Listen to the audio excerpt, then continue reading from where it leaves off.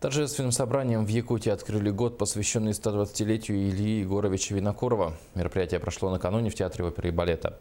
Участие в собрании приняли главы 6 районов, в которых в свое время работал Илья Винокуров, общественности и руководство республики. Илья Егорович работал в очень суровое время. С 1943 по 1952 он руководил Якутской АССР. Его заслугой можно считать то, что во время его руководства якутяне смогли пережить тяжелые военные годы и победили голод. Я хотел бы отметить, что он руководил республикой в суровые годы войны.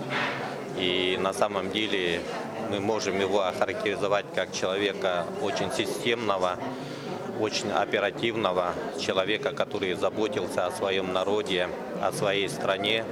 И, безусловно, в те сложные годы его организаторские способности, его талант, ум дали огромную пользу для развития нашей республики.